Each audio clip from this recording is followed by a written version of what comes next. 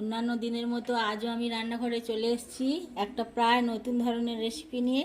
শীতকালীন একটা তরকারি, নাম বেগুন পার্সের ঝাল। তাই জন্যে আমি একটা বড় বেগুন এইরকম লম্বালম্বি করে কেটে নিয়েছি, কেটে নুন হলুদ মাখিয়ে রেখেছি। আর এই যে পার্সে মাছ রয়েছে মিডিয়াম সাইজের, খুব বড় না খুব ছোটও না, এই পার্সে মাছ।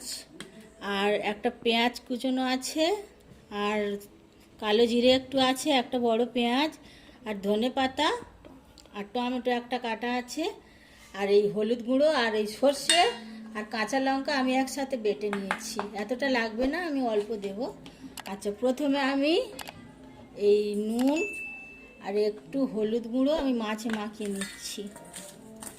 নিয়ে মাছগুলো আর বেগুনগুলো আমি ভালো করে আগে ভেজে নেব। তার জন্যে চলুন বেগুন আর মাছগুলো আগে ভাজি। কড়াতে তেল দিয়ে দিয়েছি, তেলটা গরমও হয়ে গেছে। এটা কিন্তু আমি সরষের তেলেই রান্না করছি। প্রথমে আমি বেগুনগুলো ভালোভাবে ভেজে নেব।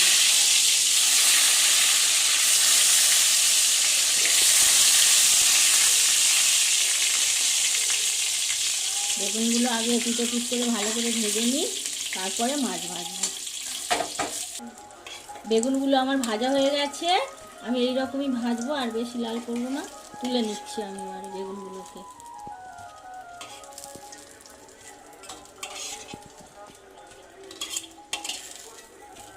এই তেলের মধ্যেই আমি মাছগুলো ভেজে নেব। এখন শীতকালের মরশুম, এইরকম পার্সে মাছ ফ্রেশ পাওয়া যায় বাজারে, খুব টাটকা আর বড় বড় বেগুন।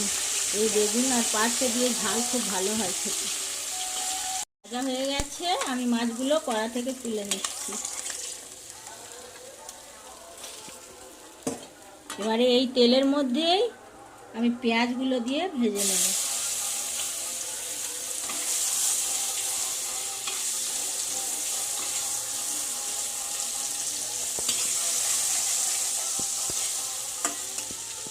এর সঙ্গে দিয়ে দিচ্ছি কালো জিরেগুলো।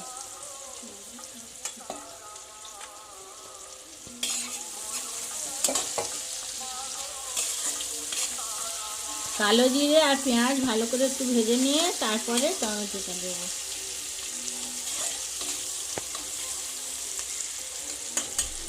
প্রায় হয়ে এসেছে, এইবার আমি টমেটোগুলো এর মধ্যে দিয়ে দিচ্ছি।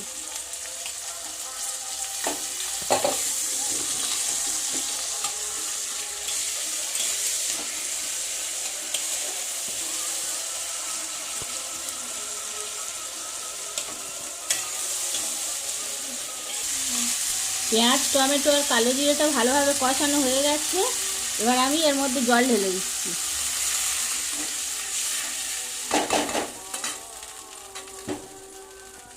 এবারে সর্ষে আর কাঁচা লঙ্কার যে পেস্টটা তৈরি করে রেখেছিলাম তার থেকে আমি 2 চামচ মতো দিয়ে দিচ্ছি। এবারে দিয়ে দিচ্ছি একটু হলুদ গুঁড়ো।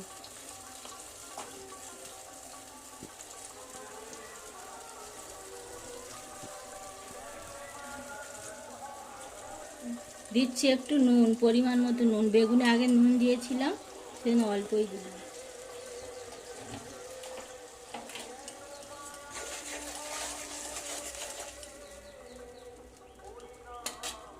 একটু ফুটলে আমি বেগুন আর মাছটা দিয়ে দেব।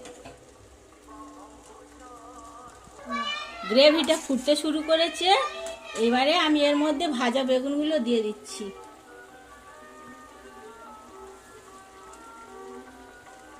আর দিয়ে দিচ্ছি ভাজা মাছগুলো।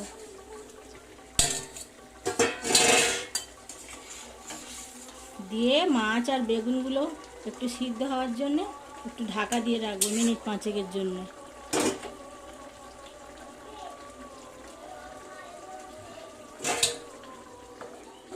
5 মিনিট হয়ে গেছে, ঢাকনা খুলে আমি দেখছি।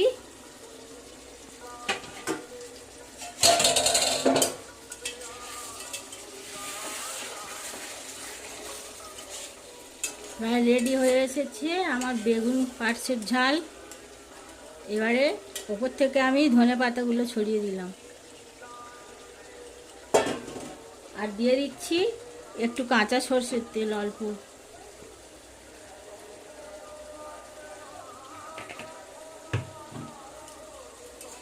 একদম রেডি হয়ে গেছে আমার বেগুন পার্সের ঝাল। আমি এবারে নামিয়ে নেব।